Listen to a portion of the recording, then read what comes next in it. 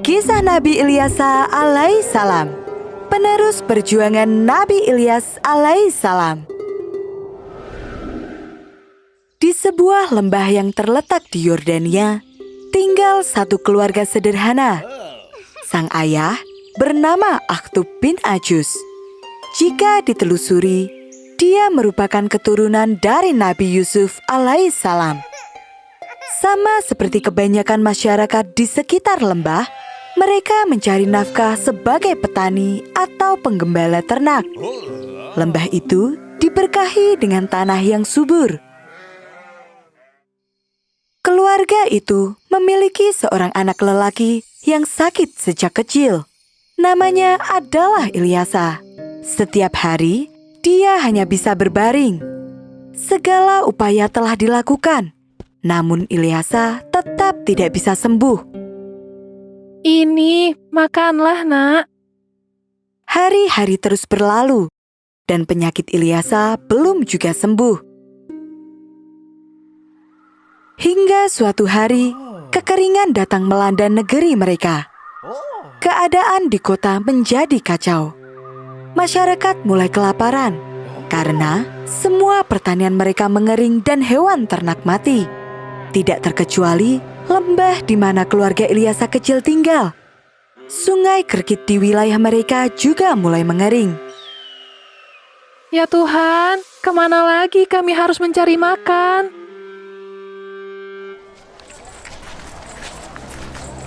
Terdengar suara gaduh dari arah jalan besar.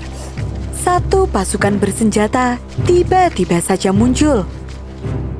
Apakah ada yang melihat Ilyas? Astagfirullah. Jika kalian melihatnya, segera melapor. Bagi siapa saja yang berani melindunginya, seluruh keluarga kalian akan mendapatkan hukuman. Para prajurit itu langsung pergi ketika tidak berhasil menemukan apa yang mereka cari. Kedatangan pasukan itu membuat penduduk desa merasa was-was. Apakah mereka belum menemukan Nabi Ilyas? Dia adalah orang baik. Semoga beliau bisa selamat. Sahut yang lainnya mendoakan. Namun, ada juga yang berpikir jahat. Seandainya aku bertemu dengannya, aku akan langsung melapor pada prajurit. Namun, pada saat kejadian itu, ada seorang lelaki yang melindungi Nabi Ilyas. Dia adalah Akhtub bin Ajus, ayah dari Ilyasa kecil. Wahai utusan Tuhan, tinggallah di rumah kami untuk sementara. Nabi Ilyas menerima tawaran tersebut. Nabi mengucap syukur karena bisa lolos dari kejaran para prajurit.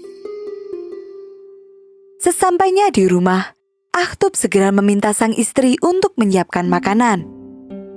Mohon tunggu sebentar. Kami memang tidak punya banyak makanan, tapi kami akan menyediakan yang terbaik. Nabi Ilyas tersenyum mendengar ketulusan itu. Dia pun berdoa kepada Allah untuk mencukupkan makanan bagi mereka. Allah mengabulkan doa itu. Astagfirullah. Bahan makanan menjadi berlimpah ruah. Sejak saat itu, bahan makanan seolah tidak pernah habis, sehingga mereka bisa makan dengan kenyang. Itu adalah salah satu mukjizat Nabi Ilyas, mampu mendatangkan makanan dari langit. Dan mukjizat lainnya adalah mampu menyembuhkan penyakit. Alhamdulillah. Berkat doa dari Nabi Ilyas, Ilyasa yang sudah sejak kecil sakit pun bisa sembuh. Alhamdulillah. Sejak saat itu, Ilyasa menyatakan beriman kepada Nabi Ilyas dan hanya menyembah kepada Allah Subhanahu wa Ta'ala. Setiap hari, dia selalu mengikuti semua dakwah Nabi Ilyas. Dia juga belajar dengan rajin. Semua ilmu yang dimiliki oleh Nabi Ilyas diturunkan kepada Ilyasa.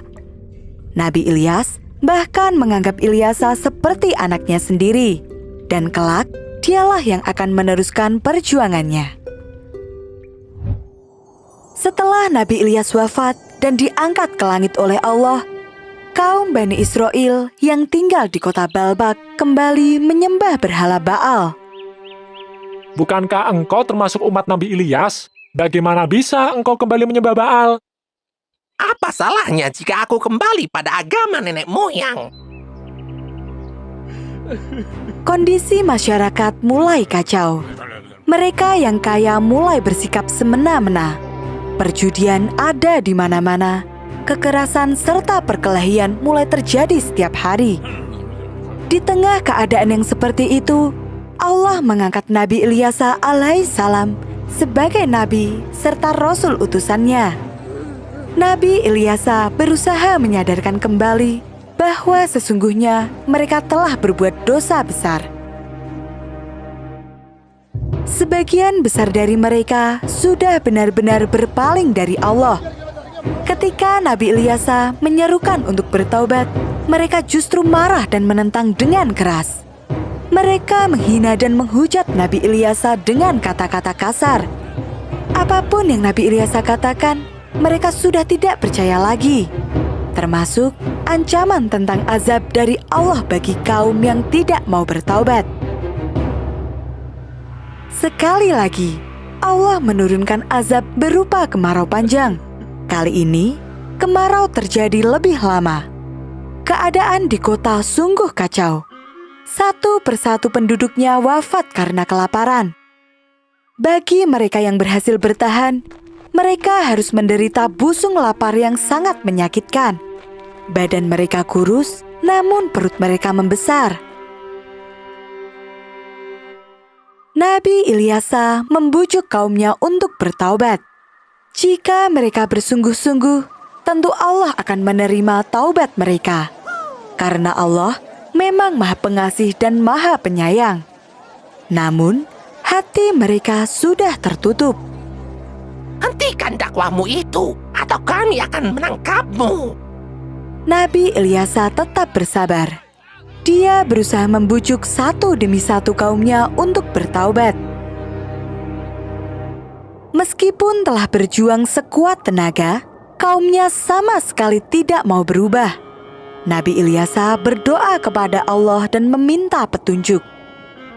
Azab dari Allah sungguh pedih bagi hambanya yang tidak mau beriman. Kekeringan terus melanda hingga akhirnya seluruh kota pun hancur. Tidak ada lagi yang tersisa. Hanya Nabi Ilyasa dan para pengikutnya saja yang masih bertahan. Nabi Ilyasa memutuskan untuk hijrah ke tempat yang lebih aman. Ketika mereka melewati puing-puing kota Balabak, Nabi Ilyasa berhenti sejenak. Dia menyampaikan kepada umatnya bahwa hukuman dari Allah itu nyata bagi mereka yang berdosa. Oleh karena itu, kuatkanlah iman dan perbanyaklah ibadah, agar senantiasa selamat di dunia dan akhirat. Setelah kejadian yang menimpa kota Balabak, Nabi Ilyasa terus berkeliling untuk berdakwah. Setiap kali bertemu dengan seseorang, Nabi akan berdialog dari hati ke hati agar orang tersebut kembali beriman kepada Allah. Nabi Ilyasa terus berdakwah hingga usia 90 tahun. Menurut riwayat, kaum Nabi Ilyasa hidup rukun, tentram, makmur karena berbakti dan bertakwa kepada Allah Subhanahu wa Ta'ala.